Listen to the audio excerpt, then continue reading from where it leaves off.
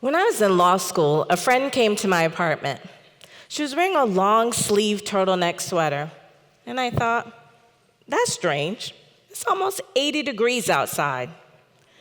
But then she turned her head, and I saw a bruise on her neck. And she told me her husband is beating her. But then she asked me to keep her secret. And contrary to my morals and values, I complied. I stood by and did nothing. Apparently, I wasn't the only one who knew her secret and did nothing. I was just another example of the social psychological phenomenon called the bystander effect. When we wait for everyone else to act, we just keep waiting. It's like when we think, someone else will pay the bill. We're gonna fix this. It's like when we think, someone else will pay the bill. But the truth is, the opposite of action is not inaction, it's indifference. And for me, that realization changed the direction of my life.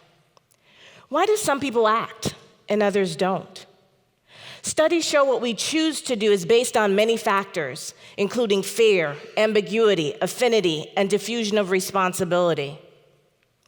As an officer of the court, a lawyer, a trainer on bias and harassment for over 20 years, and just personally, I wonder, how often do we stand by and do nothing when we know we should do something? Are we allowing fear of judgment or retribution to compromise our morals and values? Fear breeds inaction. And inaction is what?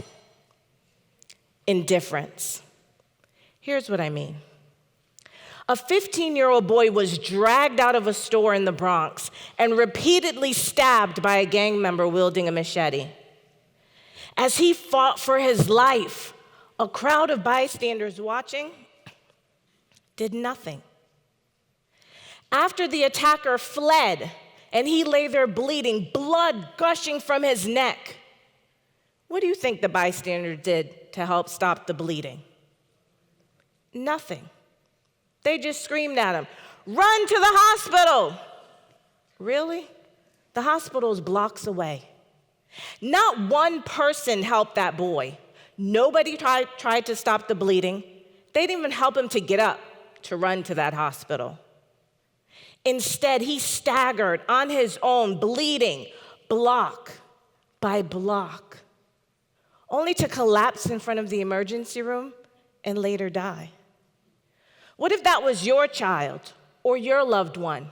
How would you want people to respond? As a mom, I unfortunately know the answer firsthand. My son Jordan had finished eating in a restaurant when he was put in a headlock, lifted off his feet, and slammed to the ground by a police officer. When I arrived, my child was handcuffed in the back of a police car.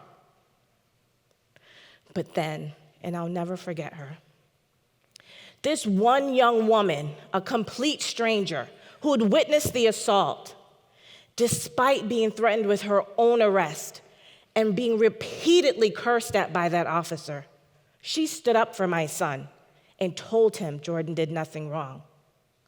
She moved past her own fear, putting Jordan, a complete stranger, above her own personal safety and well-being.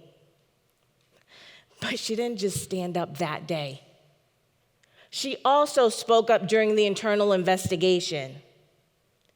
And because she took action, Jordan could also stand up to the police officer in court and win. Bystanders don't just witness violence in the streets. There are bystanders in our schools, our workplaces, and on the World Wide Web. As a lawyer, I worked on a case where a woman claimed she was being sexually harassed by the owner of the company. Turns out, that was the best-kept non-secret. Everybody, from executive management on down, knew about his behavior, not just with her, but with others.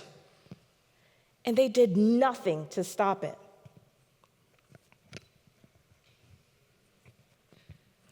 They did nothing to stop it. Not one person spoke up.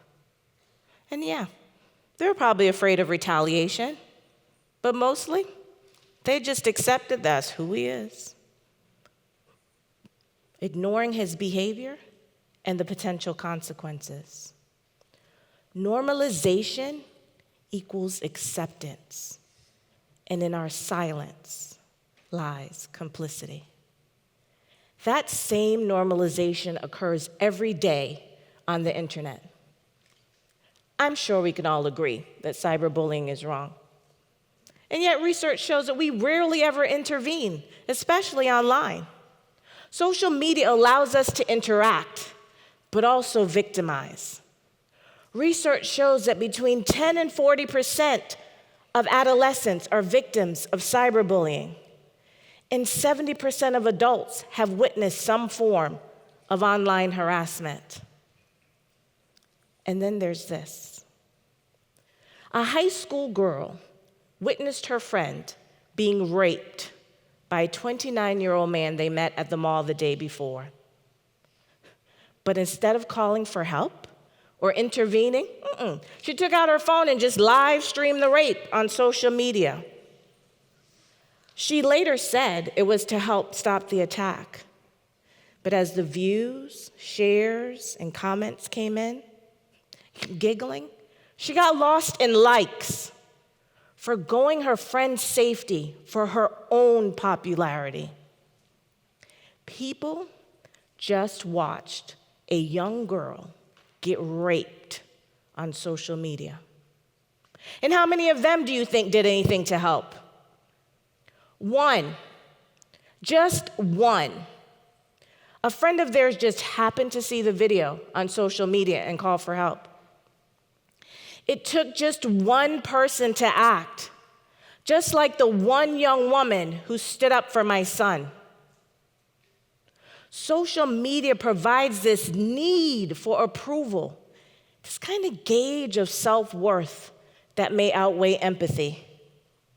These physical violence, bullying, rape, and suicide videos get views, comments, likes, and shares. Seriously? When did we become numb to all this? When crimes and cyberbullying become entertainment, victim empathy declines. This group warrior mentality lends itself perfectly to the bystander effect online. We don't feel pressured to intervene because nobody else is.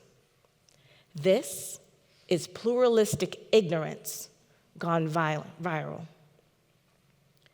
So the next time you get the urge to view, share, or comment on one of these videos, ask yourself, should I or could I be doing more?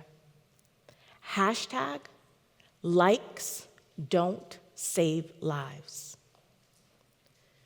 You've heard the saying, there's strength in numbers. That's not true when it comes to the bystander effect. The more people there are in person or online, the less likely we are to act. We just diffuse our responsibility. Bystanders are not just those who witness and don't intervene. Bystanders include those who are told and don't intervene, and those who heard it through the grapevine and don't intervene. In this day and age of empowerment, why? Why do we give away our power?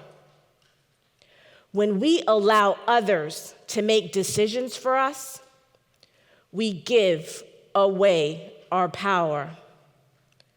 When we defer to others to take action, we give away our power.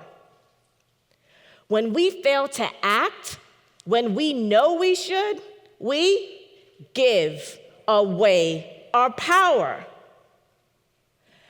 But when we create safe and inclusive environments that encourage people to stand up, speak up, and act up without fear of retribution or judgment, we stand in our power.